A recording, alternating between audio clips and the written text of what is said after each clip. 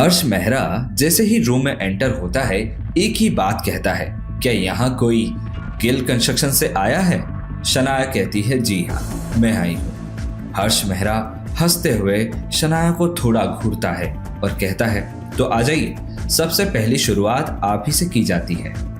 हर्ष मेहरा हंसते हुए मीडिया को एड्रेस करता है और कहता है, लेडीज एंड जेंटलमैन, वैसे तो मैंने और कॉन्फिडेंट लोग बहुत देखे हैं, पर गिल कंस्ट्रक्शन जैसा कोई नहीं। इन लोगों ने हमें रात को ही फोन पर इस प्रोजेक्ट के लिए पिच कर दिया। Hey everybody, welcome back to the channel. मैं हूं रणवीर सिंह आपके साथ और यह है 8th एपिसोड इस सीरीज का। मैंने अभी तक आपको कहानी में सुनाया है कि किस तरह से शौर्य अनप्रोफेशनल वे में सीईओ हर्ष मेहरा को पिच करता है और हर्ष मेहरा नाराज हो जाता है। और इन सबको देखकर शौर्य दादाजी को थोड़ा पट्टी पढ़ाकर शनाया को इस डील के लिए भेज देता है। शनाया वहां चली तो जाती है, पर उसकी बेइज्जती होगी या फिर यह डील कंप्लीट होगी। चलिए आगे कहानी में जानते हैं। हर्ष मेहरा के चेहरे पर एक मिस्टीरियस स्माइल थी। उसने तीखा सवाल करते हुए शनाया से कहा, तो मिस शनाया, क्या लगता है आपको, क्या ये सही तरीका है किसी को फोन पर पिच करना? क्या ये सही बिजनेस स्ट्रेटेजी है?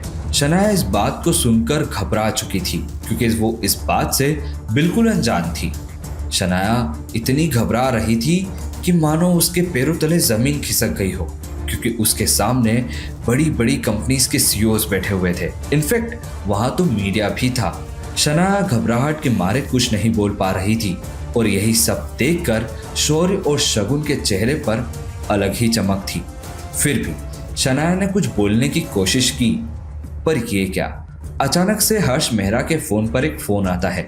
हर्ष मेहरा मीटिंग को एक्सक्यूज मी बोलकर विंडो के पास जाकर फोन पर बात करने लगता है।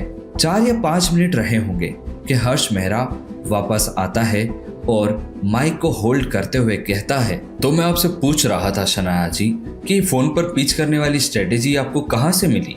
ये विचार आपको कहाँ से आया? हर्ष मेहरा की बातें सुनकर शनाया को ऐसा लग रहा था कि मानो हर्ष मेहरा उसे ताना मार रहा हो। शनाया सोच रही थी कि अगर कुछ ना बोला गया तो और भी बेइज्जती होगी। शनाया ने कुछ बोलने की हिम्मत जुटाई, इतने में ही हर्ष मेहरा ने उसकी बात को काटते हुए कहा, वेल टू बी फ्रैंक, पहले तो मुझे बेहद गुस्सा आया, पर जब मैंने थोड़ा तसल्ली से सोचा तो मुझे लगा कि गिल कंस्ट्रक्शन से अच्छी कंपनी तो हो ही नहीं सकती, जिन्होंने बिना समय गवाए हमें फोन पर ही इस प्रोजेक्ट के लिए अप्रोच किया। तो ये प्रोजेक्ट गिल कंस्ट्रक्शन का होता है। इतनी बात सुनकर शौर्य और शगुन का चेहरा पीला पड़ गया। उनका मुंह खुला का खुला रह गया। उन्हें लग रहा था कि इन सब के बीच शनाया की बेइज्जती होगी, पर शनाया ने तो गिल कंस्ट्रक्शन का नाम रोशन कर दिया। वहां बैठे सभी लोग हैरानी से शनाया को देख रहे थे। हर्ष मेहरा आगे कहता है, मीटिंग इज ओवर और ये प्रोजेक्ट गिल कंस्ट्रक्शन का होता है। Thank you. तालियों की गड़गड़ाहट से पूरा हॉल गूंज उठा था। हर कोई शनाया को अप्रिशिएट कर रहा था। शनाया बिना देरी करे तुरंत हर्ष मेहरा के पास जाती है ताकि वो कॉन्ट्रैक्ट साइन करवा ले, पर जो उसकी आंखें देखती है उसे उस पर यकीन नहीं होता। हर्ष मेहरा के फोन पर एक नंबर डायल हो रहा है और वो नंबर किसी और का नहीं, आहान का है। ये देखकर शनाया सोच में पड़ जाती है। उधर से जब कोई फोन उठाता है तो हर्ष मेहरा कहता है, जी सर, आपके कहने पर हमने आपका काम कर दिया है, और बस इतना कहा और फोन कट जाता है। शनाया सोच में पड़ जाती है, कहीं हर्ष मेहरा आहान का वो दोस्त तो नहीं जिसने आहान को स्पोर्ट कार चलाने के लिए दी थी? पक्का ये वही होगा। इन्हीं सब के दौरान इसी भीड़ में विक्रम भी खड़ा था। विक्रम के पास आहान का फोन आता है और विक्रम बताते हुए कहता है, यस यंग मास्टर, आपके कहने पर हर्ष मेहरा ने शनाया को प्रोजेक्ट दे दिया है। शनाया के दादाजी बिजनेस न्यूज देख रहे थे और खबर में चल रहा था कि किस तरह से मशहूर rosewood spring project Gill construction को अलॉट हुआ है। यह देखकर दादाजी बहुत खुश थे। दरवाजे पर एक दस्तक हुई और शनाया अंदर आई। शनाया को देखकर दादाजी के चेहरे पर एक अलग सी स्माइल आई। शनाया जैसे ही दादाजी के पास आई तो दादाजी ने खुश होते हुए कहा, वाह बेटा, तुमने वाकई आज कमाल कर दिया। मैं आज तुमसे बहुत खुश हूँ। दादाजी से शनाया गले मिलती है और आगे दादाजी कहते हैं, बेटा आज मैं बहुत ज्यादा खुश हूँ, मांगो तुम्हें क्या चाहिए। शनाया आंखों में आंसू भरते हुए कहती है, दादाजी प्लीज मुझे मेरे पापा की इंजीनियर्स की टीम लौटा दीजिए। दादाजी और शनाया की बात चल ही रही थी कि वहां शौर्य और शगुन भी आ जाते हैं।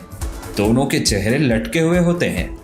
आगे दादाजी कहते हैं, बेटा आज मैं तुम्हें तुम्हारे पापा की इंजीनियर्स की टीम भी लौटा देता हूँ और साथ ही में मैं तुम्हें 6 मंजिला इमारत गिफ्ट में देता हूँ। इतना सुनते ही शौर्य का चेहरा लाल हो जाता है। शौर्य नफरत से भर जाता है।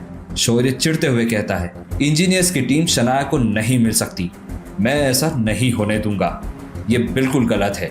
और मैं जानता हूँ जरूर इस शनाया ने उस हर्ष मेहरा को कोई पर्सनली फेवर किया है। शौर्य की बात सुनकर लग रहा था कि मानो शौर्य शनाया के कैरेक्टर पर उंगली उठा रहा था। शौर्य की बकवास बातें सुनकर दादाजी से रहा नहीं गया। वो आगे बढ़े और शौर्य को जोर का थप्पड़ मार दिया। दादाजी गुस्से में गरज उठे, शौर्य शगुन तुम दोनों से खुद कुछ नहीं होता, और जब शनाया ने ये मुकाम हासिल कर लिया तो तुम उस पर कीचड़ उछाल रहे हो। और हाँ, एक बात मेरी याद रखना, मैंने शनाया को इंजीनियर्स की टीम दे दी है और अगर इस बात से किसी को कोई प्रॉब्लम है तो वो कंपनी छोड़ सकता है। दादाजी ने अपनी बात को पूरा करते हुए वहां से चले जाना सही समझा और शनाया भी वहां से चली गई। जब शनाया ड्राइव कर रही थी तो शनाया के दिल और दिमाग में सिर्फ एक ही व्यक्ति था, आहान। वो आहान के बारे में सोच रही थी, क्या आहान सच में इतना अच्छा है? जो कहती हूँ सुन लेता है, जो करती हूँ सह लेता है बिना किसी शिकायत के। सच में पापा सही कहते थे, आहान एक परफेक्ट हस्बैंड है। और यही बात समझने में मुझे 3 साल लग गए। आज पहली बार शनाया के दिल में आहान के प्यार का कमल खिल रहा था। इधर आहान घर जल्दी पहुंच जाता है। वो घर पर अकेला था। वो किसी महान शेफ की तरह शनाया के लिए उसकी फेवरेट डिशेस बनाने में लग जाता है। और वहीं दूसरी ओर शनाया आहान को कहती है कि मैं घर आने में लेट हो जाऊंगी। शनाया इस बात को छुपाती है कि वो आहान के लिए एक सरप्राइज गिफ्ट खरीदने जा रही है। रात बहुत हो चुकी थी और शनाया अभी तक घर नहीं आई थी। आहान को इतना टेंशन ही हुआ कि तभी दरवाजे पर एक दस्तक हुई। बिना देरी करे आहान दरवाजे की तरफ दौड़ा और दरवाजा खोलते ही शनाया आहान के सामने थी। शनाया को देखकर आहान थोड़ा शर्मा जाता है। शनाया अंदर आती है तो आहान उसके हाथों से बैग लेते हुए कहता है, लाइए इसे मैं रख देता हूँ। और सोफे पर बैठते हुए कहता है, तो कैसा रहा आपका आज का दिन? शनाया कहती है, बहुत अच्छा। शनाया फिर आहान से कहती है, आहान आपको याद होगा शायद आज कुछ है। शनाया के इस कहने पर आहान थोड़ा सा ना समझो वाला एक्सप्रेशन देता है। तभी शनाया अपने बैग से गिफ्ट बॉक्स निकालती है और आहान को दे देती है। आहान खोलते हुए कहता है, ओ तो आपको याद था कि आज हमारी मैरिज एनिवर्सरी है। शनाया मुस्कुराते हुए कहती है, हाँ। आहान के हाथों में शनाया घड़ी पहना देती है और कहती है, आहान ये घड़ी आपको हमेशा हमारे इस अच्छे समय की याद दिलाती रहेगी। थोड़ी हिचकिचाहट और थोड़ी घबराहट के साथ आहान ने भी अपने मन की बात कह दी। आहान ने कहा, शनाया मैं आपके लिए कोई महंगा गिफ्ट तो नहीं खरीद पाया, पर हाँ मैंने भी आपके लिए एक एनिवर्सरी सरप्राइज रखा है। मैंने आपकी फेवरेट डिशेस अपने हाथों से बनाई है। शनाया ये बात सुनकर बहुत खुश हो जाती है। शनाया हंसते हुए कहती है, आहान इससे ज्यादा मुझे कुछ नहीं चाहिए। बाहर तेज बारिश शुरू हो गई। तभी आहान ने शनाया को कहा कि जाइए आप फ्रेश होकर आइए, मैं डिनर की तैयारी करता हूँ, हम साथ मिलकर डिनर करेंगे। शनाया ने भी हाँ में हाँ मिलाई और अपने रूम की तरफ बढ़ गई।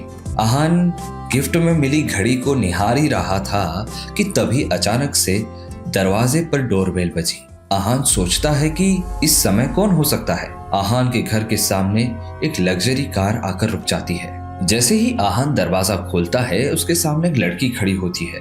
वो लड़की कहती है, तो पहचाना मुझे? आहान सोच में पड़ जाता है। उसे लगता है कि उसने शायद इस लड़की को कहीं तो देखा है पर उसे ढंग से कुछ याद नहीं आता।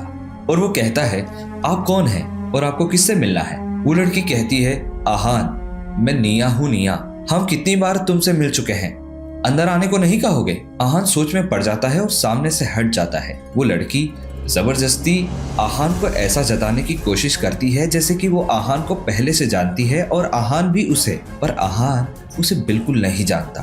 वो लड़की जबरदस्ती आहान से गले मिलने की कोशिश करती है और आहान अपने आप से उसको दूर करने की कोशिश करता है और इसी दौरान वहां पर शनाया आ जाती है। आहान को किसी और लड़की के साथ देखकर शनाया के होश उड़ गए। शनाया चिल्लाते हुए कहती है, कौन है यह लड़की आहान? आहान कहता है कि नहीं, मैं इसे नहीं जानता। तभी निया कहती है, मैं कौन हूँ? तो सुनो, मैं आहान की पत्नी हूँ। क्या शनाया और आहान की लाइफ में कभी कोई खुशी नहीं आएगी? जब ये खुश होते हैं कोई नया पहाड़ टूट पड़ता है।